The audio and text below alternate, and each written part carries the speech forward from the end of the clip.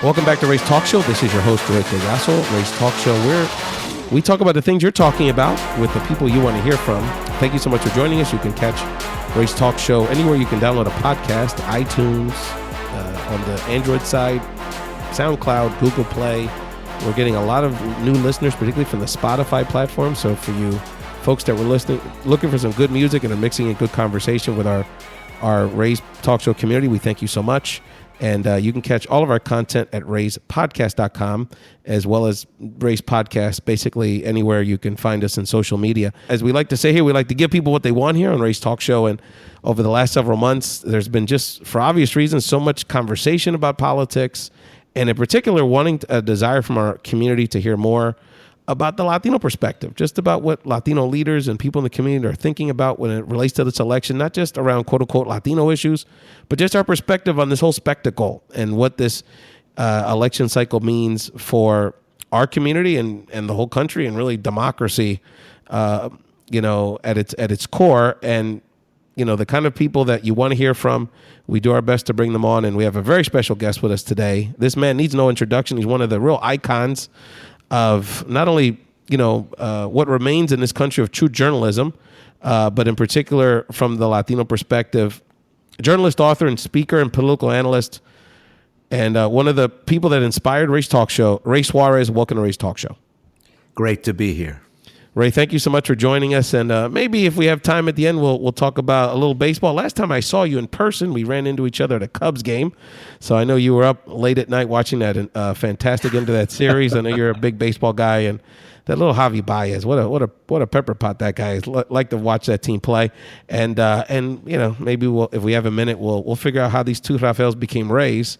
But Ray, let's just start with where we're at here. I think it would be helpful, because I think our audience is really trying to search, is trying to wade through the muck and to really try to understand where we're at here with this election historically and what this means for our country. So Ray, just please give us just your general overview of where we're at and what makes this cycle so historic in how it's really diverged from what we normally have seen from presidential elections over at least our lifetimes, for sure.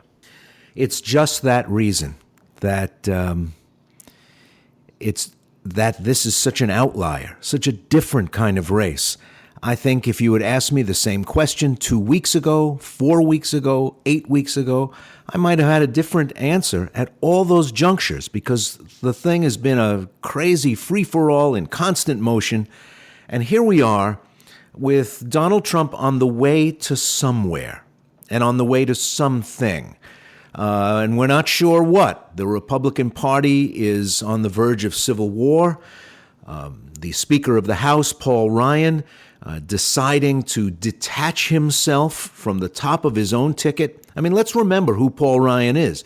He is the top-ranking Republican elected official in the United States. As Speaker of the House of Representatives, he is the number one Republican right now in America.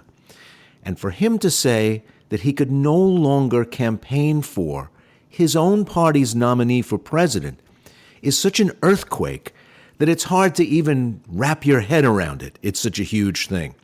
But he has opened up a war inside his own party, because there are many members of the House, his own Republicans, the men and women who made him speaker, who are saying, don't do that. You shouldn't have done that. For all his flaws, Donald Trump needs our backing all the way, the rest of the way. And so right now, we're sort of on our way to someplace else, but we haven't landed yet. We're still in midair.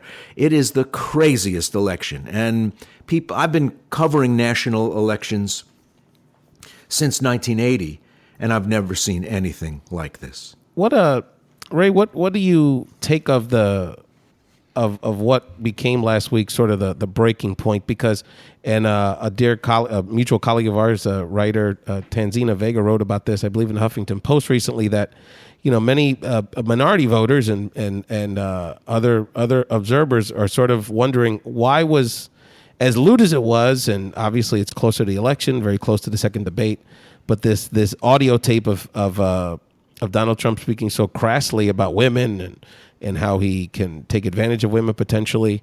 Why was this the breaking point? So why wasn't his call on banning Muslims the breaking point, or sort of this rhetoric against other sectors of our society, namely Latinos, the disabled? You could go on and on.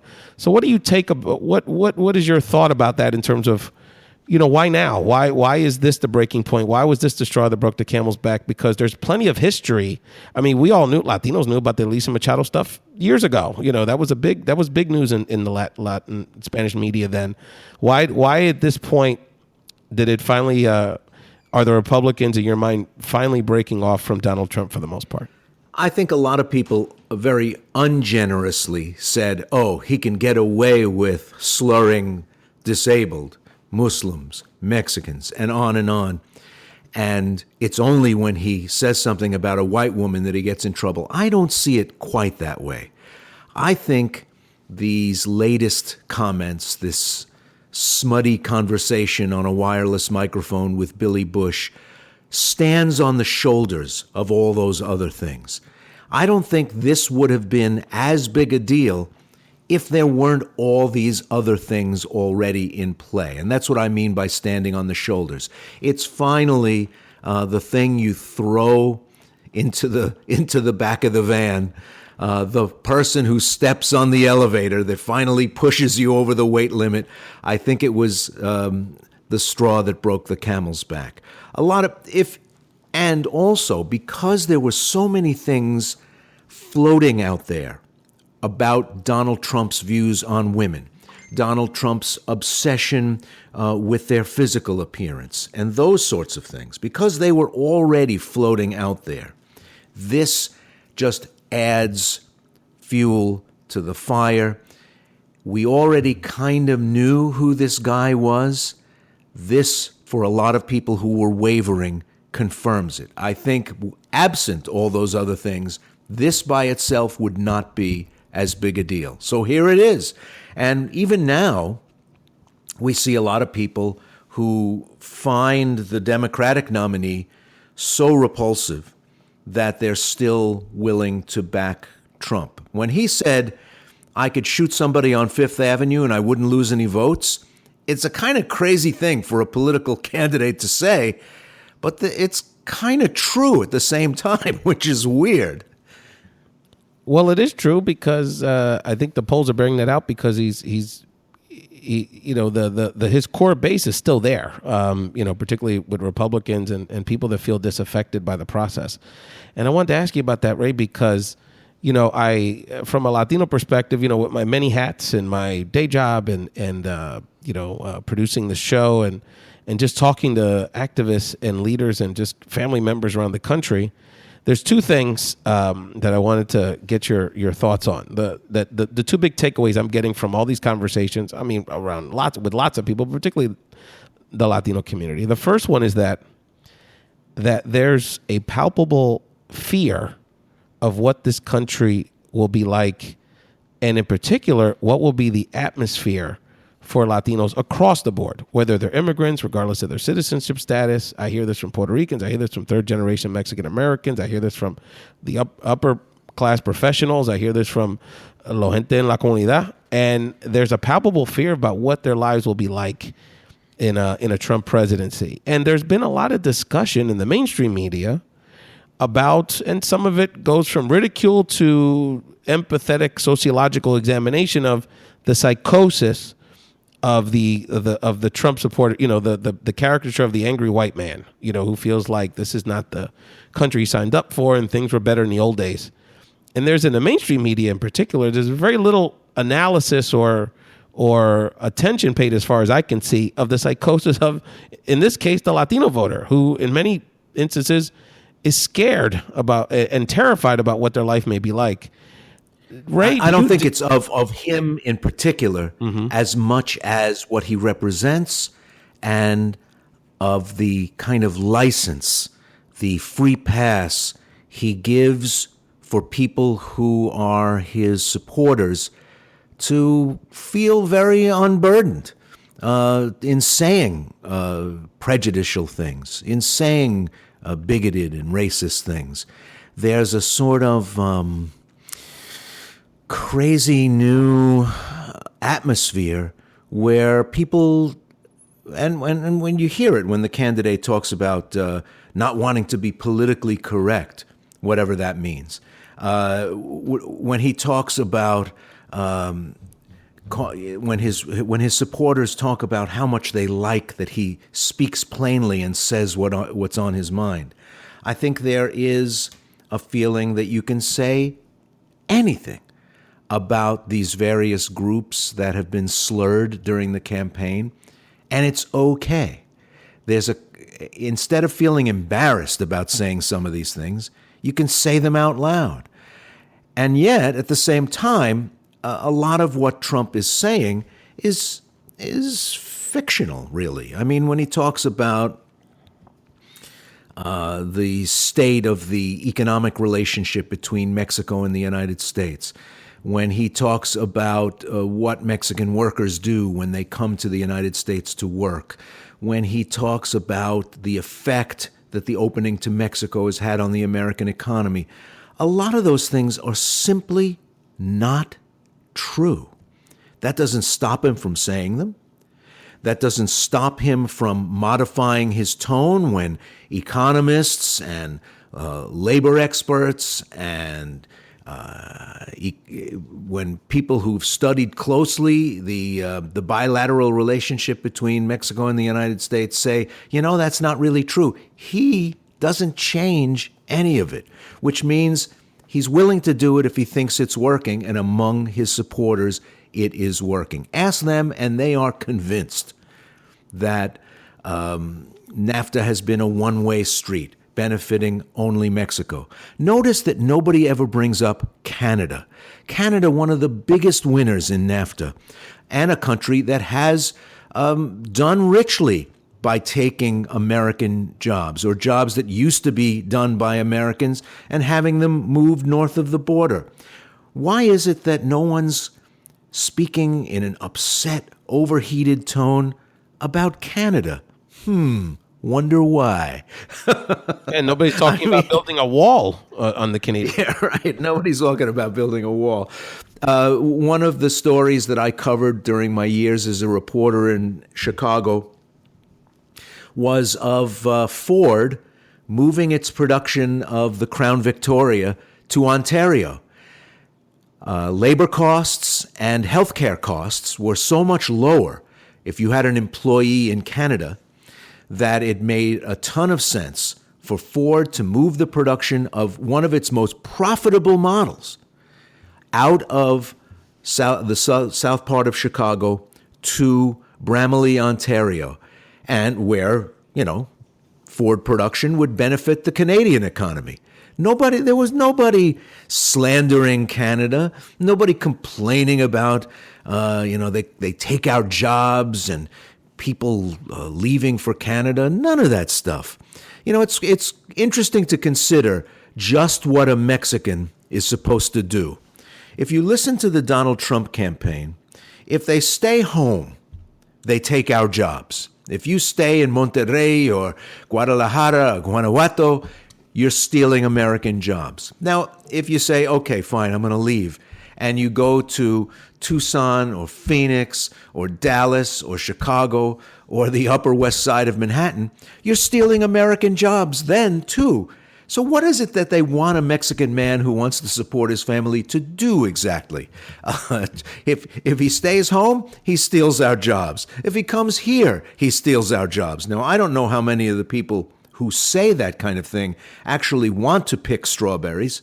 I'm guessing it's not that many. You're right about that. And I would just add to your comments that I do get a sense, particularly from Latinos that are very in tune with this election, that they do feel that besides the rhetoric and, like you said, what the license that Trump gives to people to say certain things and to a lesser degree to act on certain things, is that the practicality of what a Trump presidency would look like does scare people. And I don't think it's outside the realm possibility for, especially depending on the makeup of Congress, that, Obamacare could be rescinded, which benefited millions of Latinos getting access to help more access to health care. The Supreme Court goes without saying.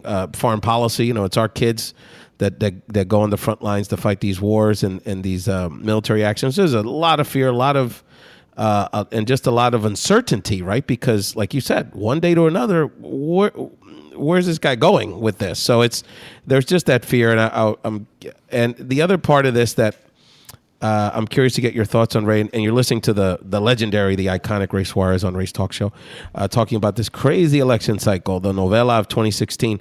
The other feedback I get consistently from our folks out here is that they're so frustrated, particularly during these debates, of the relative small amount of time that's actually left to talk about the issues, because the personalities, the drama, the scandals are such a dominant theme of these conversations and these interactions that they're just not hearing enough about what they care about. And I'm curious, Ray, is this way out of line with what we found historically? I mean, and should folks feel a license to feel this way? You bet. I mean, look, if you look at the big issues that when pollsters ask Latinos across the United States, what's bugging you?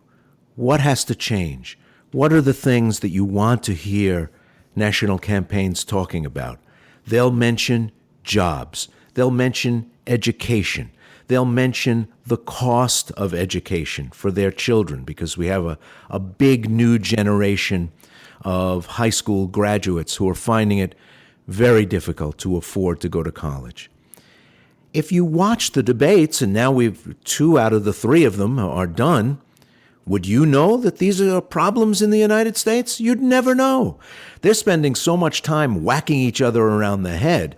This has turned into such a personality-driven contest between the 2 of them that you'd never know that Latinos care deeply, for instance, about the environment, not considered an issue. When you listen to Anglo or mainstream commentators talk about the issues that animate Latino voters, they don't mention the environment. They don't mention the possibility of global warming, though those things rank very high among issues of interest offered by Latino voters to pollsters when they go out and ask them. Latino Decisions, Gallup, Pew, again and again and again, they find the environments there. I mean, it kind of makes sense when you talk about a people that's concentrated in the Southwest and the far West, places where daytime temperatures routinely reach over 100 degrees, people with families in Mexico and Central America, where the rains have failed in a lot of places, where agriculture is getting tougher and less predictable, in places where a lot of people work outdoors and know what it's like. They know they can't just crank down the air conditioner or the thermostat and be okay, because they're not working in an office. They're working in fields. They're roofing and tiling. They're putting up drywall in new subdivisions. The Latino concerns, both domestic and foreign, are not really being heard in this debate. It isn't very useful, I don't think, the kind of campaign that Latino voters have had splayed out before them. So they're going to have to, like all Americans, choose on personality, choose on a sense of the person and who they think is going to be a more reliable spokesman for the things that they care about. So, Ray, for our Latino voters out there, and I know you're a member, obviously you're a prominent member of the media. So for the Latino leader, Latino voter, the person that's sitting here, frustrated by cable news, frustrated by the mainstream chatter, and wants to hear more about issues, and particularly from our perspective, what are we to do? What can we do, Ray, to get more of to get more attention and respect, to just get more information and more discussion around these issues from our perspective? I think if both national parties really believed that the Latino vote was going to be large and important this time around, both campaigns would be paying a lot more attention to our issues. But when you look at the map, we're sort of undone by where we're concentrated. The big population centers, Texas, California, Illinois, New York, New Jersey, are already pretty much spoken for. None of those are swing states. Now, Pennsylvania, Florida, maybe even Arizona, certainly Nevada. There is a lot of work to be done in mobilizing Latino voters in those states by both campaigns. But for the most part, if you look at where most Latino voters are, they're in states that already are pretty solidly in one column or the other. And there is a conviction among political pros that because the vote is so young, the average Latino in the United States is 10 years younger than the average American. Because it's so heavily concentrated among younger years, it's more expensive to bring a single Latino voter to the polls than it is an average American voter of any origin to the polls. And when they're looking at the ways they spend their money and deploy their resources in the final month, they're not saying, maybe I'm going to take a chance and roll the dice and spend this extra dough on maybe getting out somebody, a newly registered Puerto Rican voter in Orlando. Maybe I'm going to get a high school kid, a high school senior who was urged by his civics teacher to enroll from San Antonio and come out to vote, when I think Texas is already going to Trump almost no matter what happens. There is a demographic profile problem and there's a turnout problem, but the two actually speak to each other. If they got us to turn out, we'd turn out more often because we know about voting habits, everybody's voting habits, that once you get somebody off the fence and get them into a polling place, they're more likely to vote the next time, and then you turn them into consistent voters. You spend that money, they become consistent voters. The hardest voter to get out is an adult who's already been adult for a while, but hasn't yet voted, because they've already gotten the adult habit of not going to polling places on election day. Changing that kind of behavior is expensive, time-consuming, and requires a really big commitment from the political parties. We get that commitment from LULAC, we get it from the National Council of La Raza, we get it from the non-aligned civic groups, American GI Forum and others.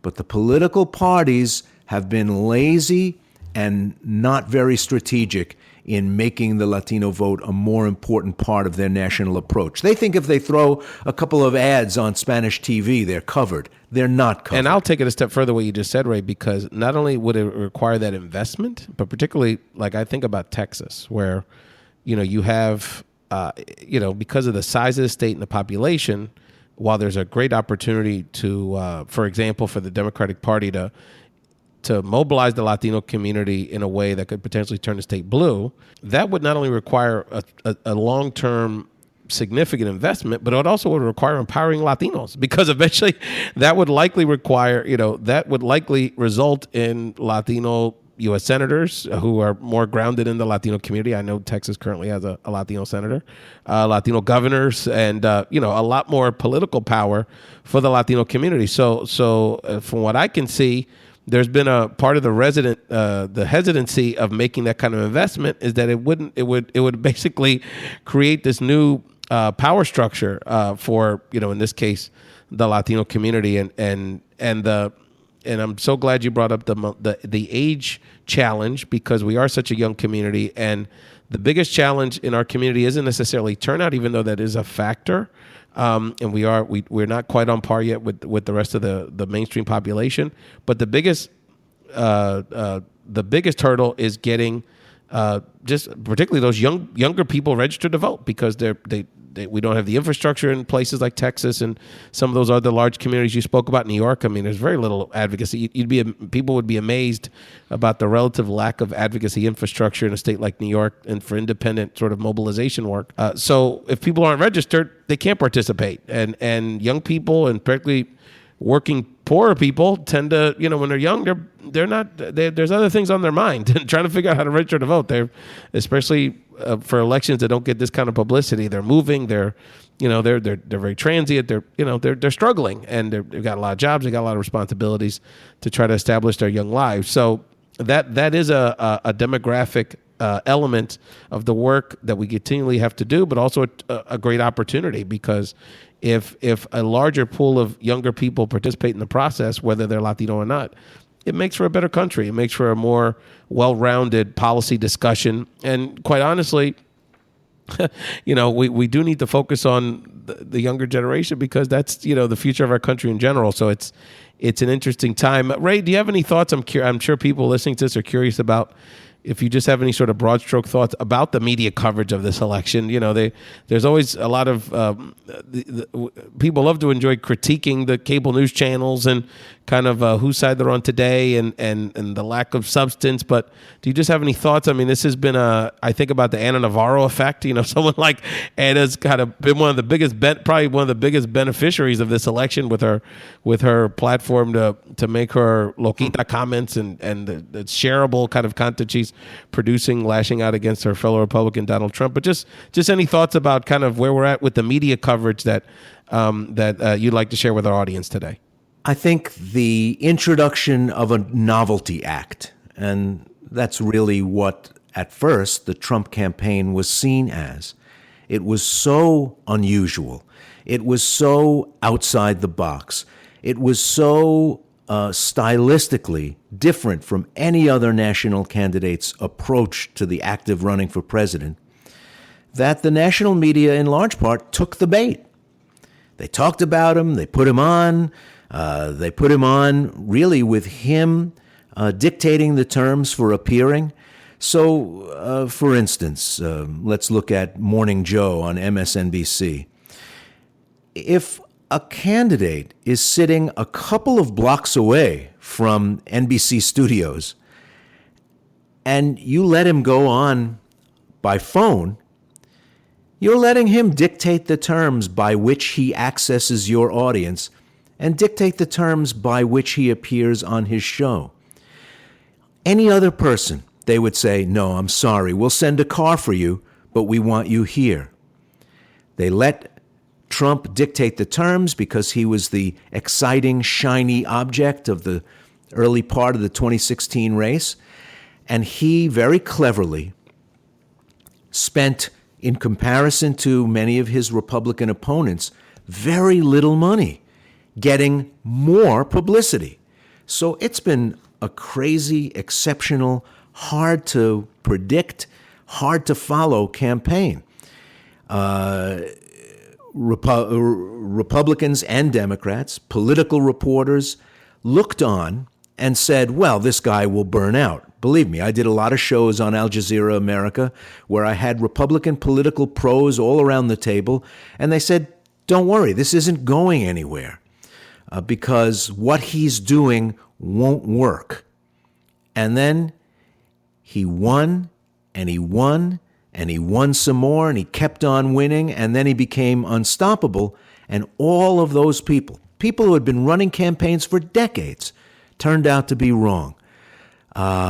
This is not a result that anyone could have predicted. And with about a month left, it gets crazier all the time still. I mean, Trump still has things up his sleeve, I'm sure, for these last couple of weeks that even now you and I couldn't predict, and will be shocked when it comes along. So the national media, I think, will do some soul-searching and some internal conversations when this is all over about how it does what it does, why it does what it does, what the purpose is of the work that we do. When you've got the head of CBS, Les Moonves, telling an affiliates meeting, well, it may not be good for the country, but it sure is good for CBS, that's a very, you might say it's cynical, but it's certainly business-driven. Les Moonves is not a journalist, he's a businessman. And his approach was, if he's bringing eardrums to my radio and eyeballs to my TV and eyeballs to laptops where we're launching our new digital service and bringing people to Roku and Apple TV and all the other places that my products are appearing, great. That's what I want, because I'm in the business of business.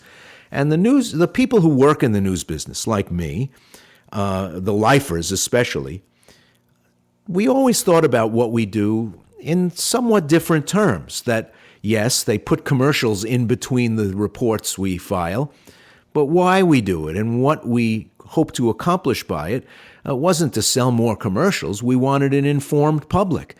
And here we are, up to our chins in information. You can get more information on more things faster than you ever could ever in the history of the world. And yet we know fewer things about everything.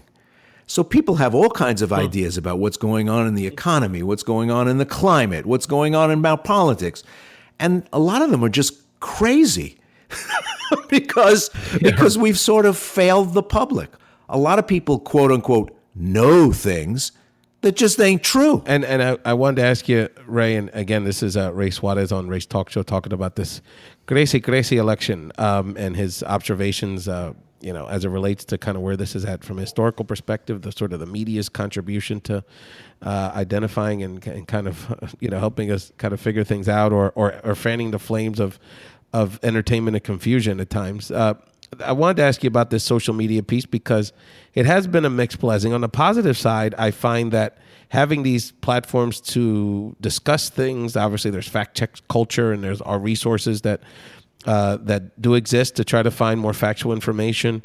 I am seeing a positive in that people do have resources to not only just find information, but to have more substantive conversations, oftentimes with like-minded people, but ultimately they have the opportunity to at least engage. How do you see, this is, I guess, the third or fourth presidential cycle in the age of social media.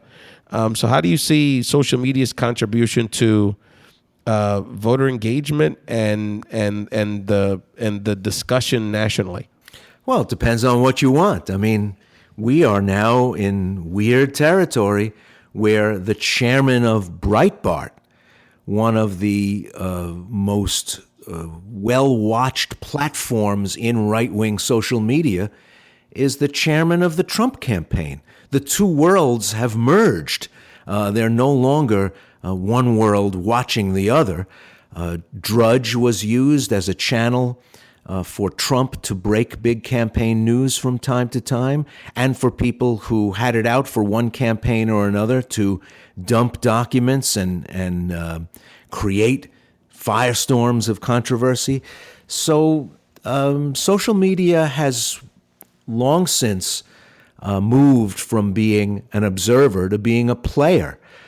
And the ability of people to contribute their own content, to manipulate pictures, to manipulate sound, has all kinds of people who go to rallies, who go to speeches, posting their own content.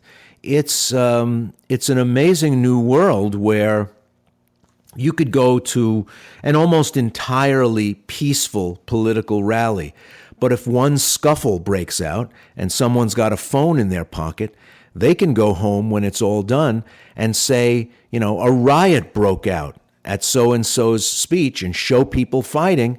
And that's moving, striking, visually interesting information, but it's a lie. And that's one of the tantalizing and really hard to assess parts of this whole thing.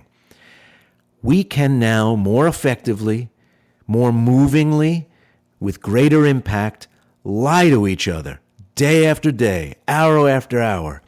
And I'm not sure where it all leads, frankly. And that's the $1 million question, right? Where does it lead? And I think people on all sides of this, there's lots of anxiety as it relates to not only, whether or not the candidate that they like, they hate less will win or not, but also kind of the tensions and the divisiveness that unfortunately this campaign cycle has fraught way too much of.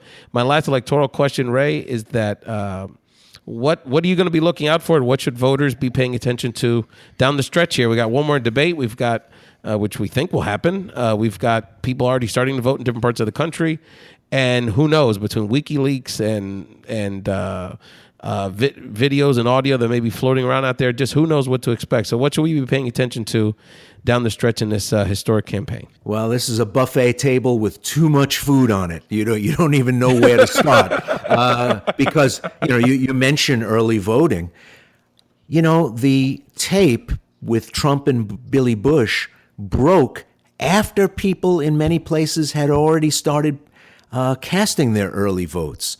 There are probably people, I don't know how many, and I don't know how to figure out how many, who might have changed their vote or rethought their vote if some of this new information had been available, if they had seen the second debate before casting their early vote.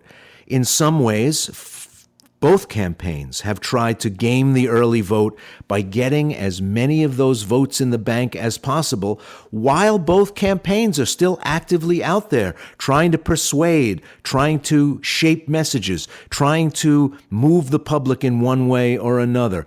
If Hillary Clinton comes out with a new ad, and God knows she has the money to do it, next week that says outrageous and very harsh things about Donald Trump, there will be hundreds of thousands of voters who will be turned off by it, but they've already voted. Hundreds of thousands of Trump voters who will be turned on by it, but they've already voted. It is a remarkable new variable in elections, banking votes, getting as many people to vote before Election Day as possible. We don't know where that's all going. As you mentioned also, will Trump show up for the third debate? I think there's an argument to be made that it really doesn't serve his purposes. The last two debates have not helped him. If he looks at his public approval and his poll numbers after both of those debates, it doesn't do him any good. And I think if I was sitting around the table, believe me, Trumpland doesn't call me for advice, but if I could find some way to not do the third debate, I might be considering it. Buy my own campaign time on the air instead of standing there with Mrs. Clinton. So I don't have to spar with her. I can just do my own unaltered, unshaped, unshaded message without taking any incoming from my opponent. Now, there's a risk involved in that, of course, because when you base a lot of your campaign brand on being tough and aggressive and not politically correct, shying away from a confrontation with your opponent is frankly not without risk. But it would be interesting to be a fly on the wall inside some of those meetings where Bannon and Kellyanne Conway and Roger Ailes are sitting around the table trying to figure out the upsides and downsides of how to proceed.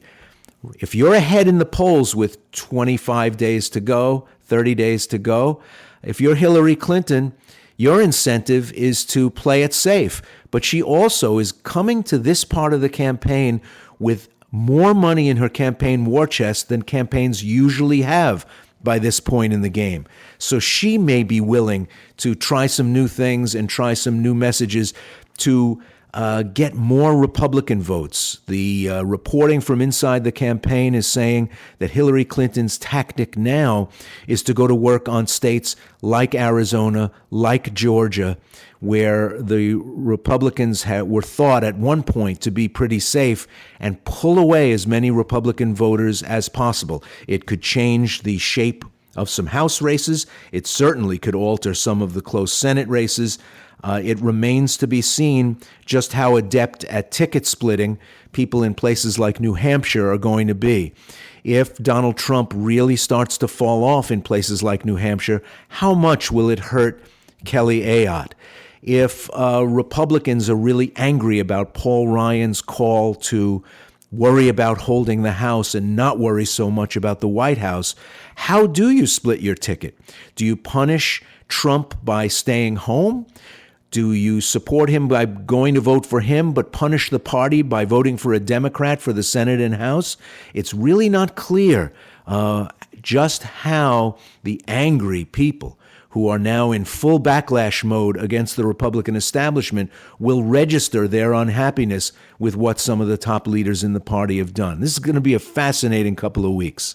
It is going to be fascinating. And also, there's no guarantee that cohort is going to come out in the numbers that some people may expect, because, there is a demographic here that because they haven't felt and the proverbial, angry white guy in the industrial North, and this has been part of the demographic that's really gravitated toward Trump. There has been some issues with turnout because they haven't felt either party's represented them. So there is some variables here that will certainly be, but at the end of the day, we're going to be following this very closely. And Ray, we obviously greatly respect your analysis, and in whatever platform you're on, we're going to be keeping a close eye on your thoughts on this down the stretch. Lastly, Ray, how did a Raphael become a Ray? I'm sure people are curious about that. And I'll share my story. When I was in public school in New York, there were a lot of teachers who had trouble with Raphael, and even some of my classmates who had trouble with it. And so some of them called me by the anglicized version of the name, Raphael. And over time, that just got shortened to Ray. And when I went on the air in my early 20s and heard the way some anchor people introducing my pieces on radio said my name, I had a really tough decision to make. Do you stick with a name that's hard for anchors to say, and maybe, as a result, not have them use your stuff as often, or do you make it as easy as possible to put you on the air? I think I would make a different decision today in 2016 than I did back in the late 70s. But once you make the decision, you kind of have to stick with it because your brand is your brand. And if I started to use Raphael now, it would be confusing, I think, to millions of people who've watched me on public television over the years, listened to me on public radio. Yeah, no, and we have somewhat similar stories. So my father was the original Raphael, and so he was in black radio in the early 70s in Philadelphia. And so when he started working for WDAS, they said, well, we're going to make you a deal, Raphael. First of all, you want to play that Latin music stuff, you could do it on Saturday nights when the rest of us want to go out and party. But the other part of this is that when you're on the air playing R&B, when you're filling in for us on the weekends and on holidays, you got to be Ray, because you're not going to be on a R&B station in the mid 70s named Ray Collazo. So that's he became Ray because of the industry, and I use it as a homage to my dad who inspired me to be in communications. So I did want to shout out our family's mutual friend, another icon from our family, Juan Gonzalez, who is a great friend of not only Ray's, but my father and our family. And Juan is, as I shared with Ray earlier, the reason I'm probably on this microphone right now as much as anybody outside of my parents, with his inspirational career. A great pioneer, not only in New Absolutely. York journalism, but in Philadelphia journalism as well. Absolutely, and I would read when my parents would give me newspapers. I'd read the base box scores, and then I would flip around and see, wow, there's actually someone that looks like me with a headshot, and I was Juan. So someone had black hair and a mustache. So he would read those columns as a kid, and again, a great inspiration and a great mutual friend. Well, are the Cubs really going to do it this year, Ray? I know you're a great baseball fan, and if not a Cub fan, a Cub sympathizer. And I mean, could it really happen? What a game last night! It felt real. Well, during my years in Chicago, I was a diehard Sox fan. Southsider. Though lifetime, I'm a lifetime Yankee fan. But I'm an American League guy, so I would always go to the South Side to watch games, and I found yuppie Cub fans kind of irritating. It is the Puerto Rican team in Chicago, the North Side, Humboldt Park. That's kind of the Cub area, turf, Yeah, but there were many more Latin players on the White Sox than there were on the Cubs, and the fan base once you got inside the stadium was a lot more Anglo at Wrigley Field than it was at Sox Park. But I also found the Cub, the whole Cub thing a little irritating, because in a lot of those years they just weren't very good. but they always got the most fans, even though they weren't very good, which always offends my baseball heart. So, but, you soften over the years. I have a lot of friends, both in Chicago and around the country, who are Cub fans, and I know they've suffered a long time. But if they would only, lay off the Yankee hatred and maybe give a little props to their own South Side cousins, the White Sox won the World Series in 2005. The Cubs last won the World Series in 1908. So there isn't a person alive who remembers when the Cubs won the World Series. And I remember very, very vividly watching the White Sox stomp their way through the playoffs and then through the World Series in consecutive games. So last night, when the Cubs were losing in the late innings and about to be eliminated by the Giants, I thought, oh my God, here they win over 100 games. This is the best Cub team that has been put on the field since the 1940s. These guys are good. And are they really going to blow it? Are they really going to blow it? I couldn't believe it. And boy, they brought it home in those final innings. Unbelievable. Unbelievable. So, they win the series. They head on to face the victor in the Dodgers-Nationals rivalry. We'll see what happens there. I've been seeing a lot of the Nationals since I've been living in Washington, and was at their first game as a new team in the National League. So I've been following them for a long time. My heart would enjoy seeing the Nationals win. They've had some frustrations in the last couple of years. I don't think they have a team at this point that's really built to go deep into the playoffs.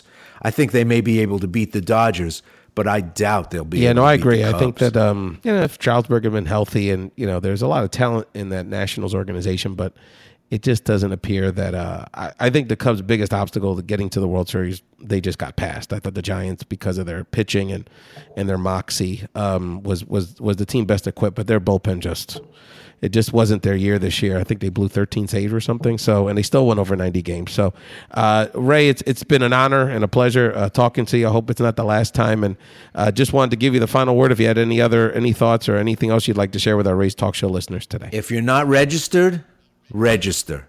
Once you're registered, come on, make sure you go vote. Don't let this election of all elections go on without you putting your word in, without putting your oar in the water. Get out there and vote. And Ray, where can people find you on social media to continue these conversations? My Twitter handle is @Ray Suarez News, and they can find me on Facebook at Rafael Suarez. One of our, again, an icon in journalism and one of our great Latino journalists and leaders, really, Ray Suarez on Ray's Talk Show. Thank you again so much. Thanks for listening to Ray's Talk Show. For more insights from your virtual Big Brother, Ray Collazo, and the Big Brother Ray community, subscribe to Ray's Talk Show at BigBrotherRay.com or on iTunes. To my rays of light, keep shining.